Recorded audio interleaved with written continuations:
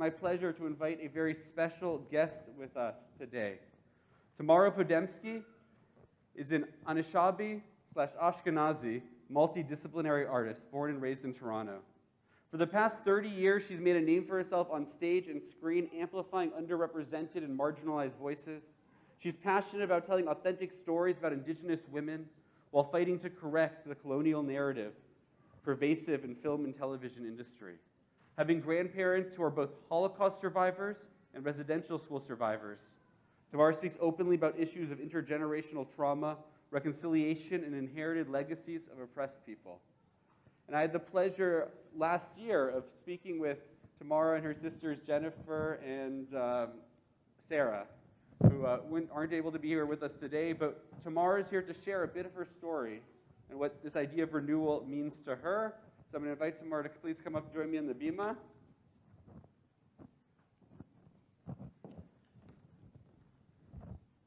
Should we get you by a microphone of some sort?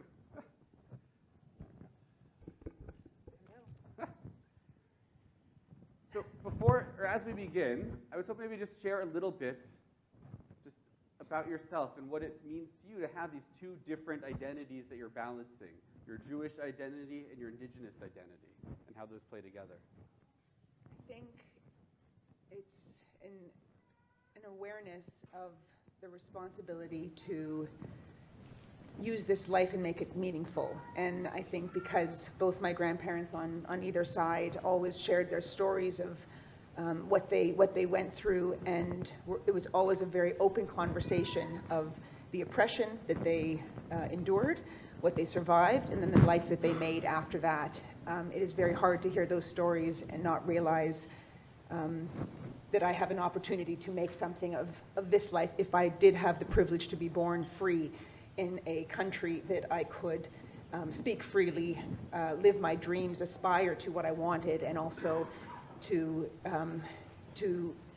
know that the burden of responsibility doesn't have to be a weight all my life. And I think maybe in the earlier years it was, but later you realize it's just exercising every day that I'm here because of them, and that in itself is a celebration, and I do everything that I can with that freedom.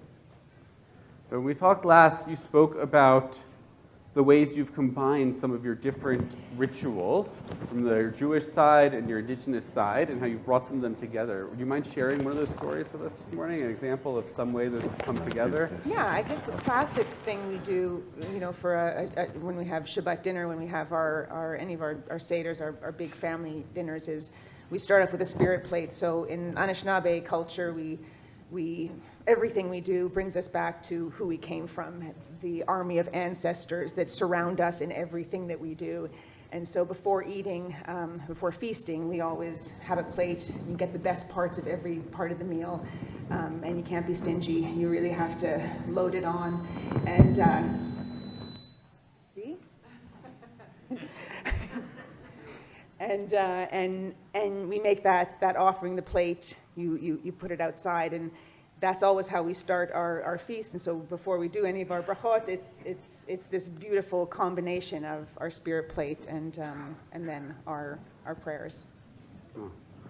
And I guess the question and the segue from that is, where do you find the balance? Because in both your Ashkenazi side and your Indigenous side, there's a lot about our ancestry and our roots and preserving these traditions. But where do you find the balance then of preserving the past, but also making something new for the future? Right, when you incorporate these different things together, which historically weren't different. These were separate identities, separate cultures. I think for me, this concept of renewal means that every time you come upon the issue, the ceremony, the ritual, the dynamic, it's always an opportunity. So renewal doesn't mean continuing the same cycle.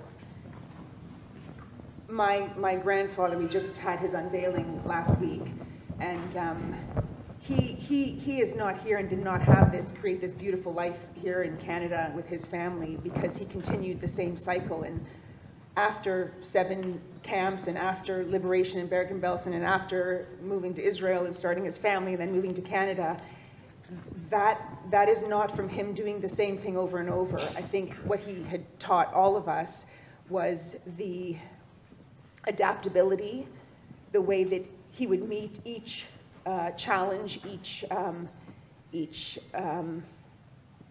new chapter in his life, and as a way to reframe what he learned already, realign with his values, and re-engage with his community and his family in a new way. And that is on both sides. I see survival and the thriving of families and community, because we are constantly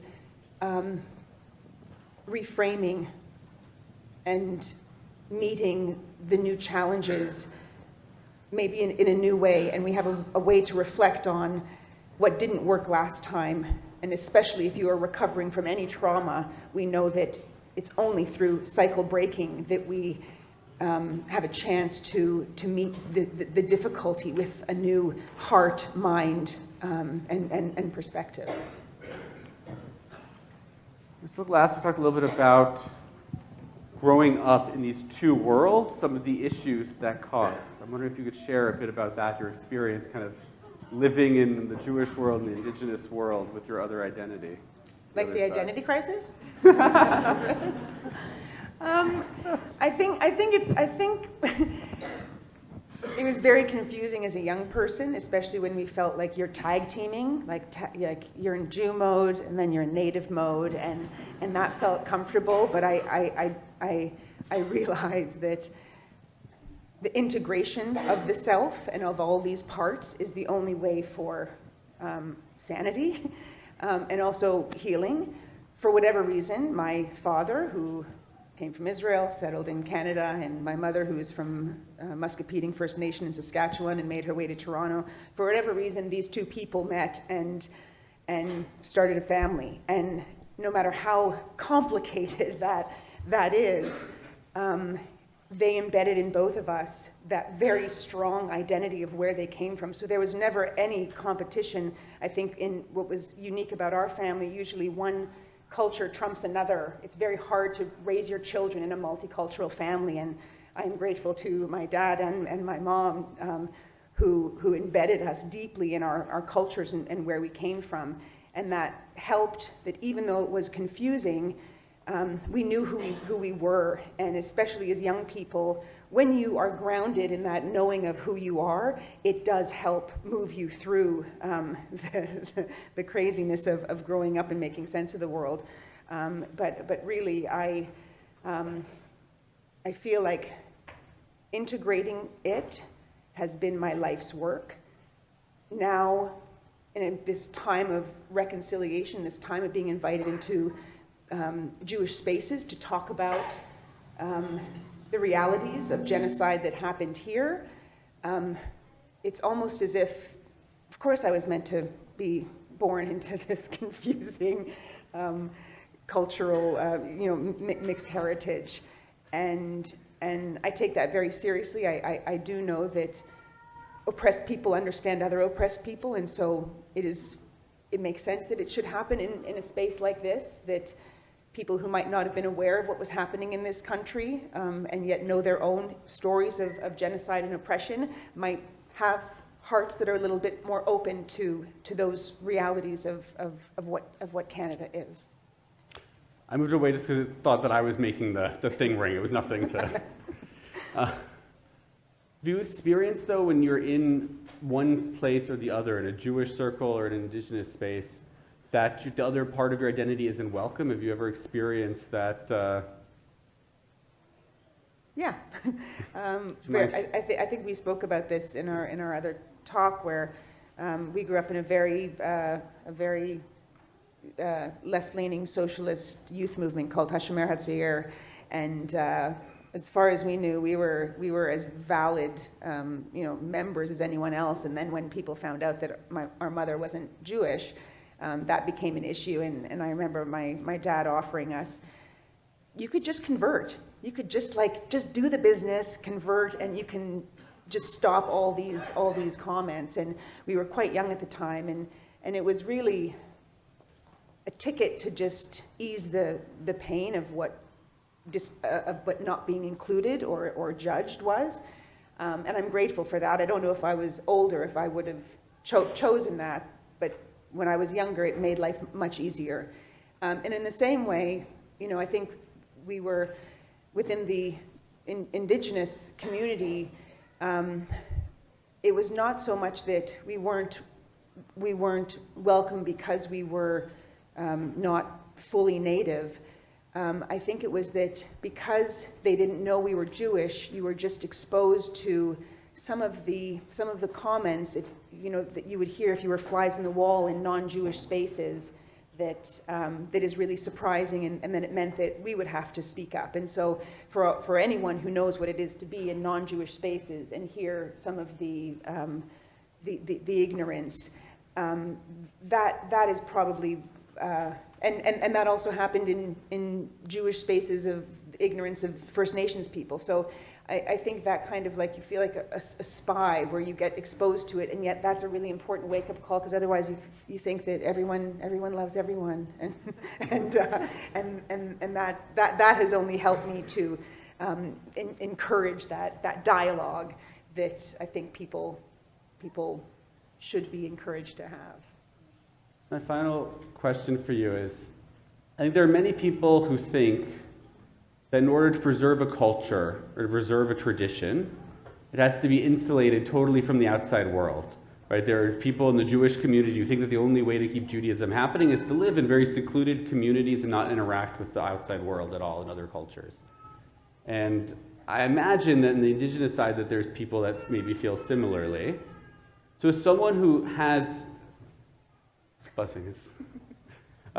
someone who has both of these identities, and lives kind of in both worlds, but has a very strong connection to both sides of your heritage, like, the question is, how would you respond to people that advocate for, right, the only way to pass things down is to pass them down, in an insular and insulated manner from the outside world, as opposed to someone like you that has this strong connection to the past, but has this mixed identity and this connected identity also, not just to the Jewish community, the Indigenous community, but you're someone who's, thrust out into the world in media and in front of audiences and in front of all sorts of things. You're someone who lives just in the regular world. Well, first of all, I respect and understand why you want to hold on so tightly and fiercely protect the rituals, ceremonies, practices, beliefs, and even going so far as bloodline. I see that on both sides. So I understand that for survival, you want to, clutch so tightly to that. And yet I am a representation or a manifestation of a world of larger kinship that is possible. And I have lost nothing of my Jewishness. I have lost nothing of my Anishinaabe identity because I have only grown my family. And, we welcomed in, even of the families that are growing, not just culturally, but the new marriages, the new children that are coming in. This is a reality of today. When we extend and open our arms wider, I'm only seeing the depth that comes from that, the higher levels of tolerance. I only see my eyes opening wider. And for me, it has been the greatest blessing. I now see blessing rather than the burden of it.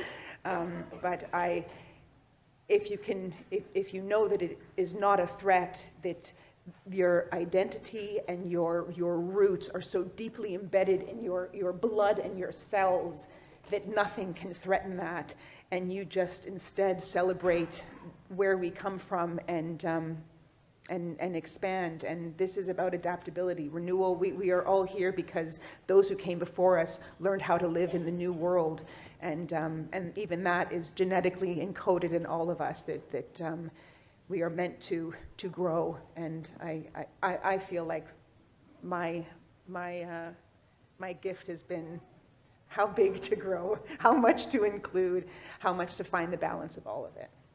I think it's something that we're each exploring and figuring out as we go on, is how we change and we grow, and as we look to the new year, it's a wonderful spot to end at. It's just important for us to think about how we combine our identities, how we live this mix in our different lives, in our different worlds, in our different communities. Thank you so much, Tamara, for joining us. Thank you, Shana Tova.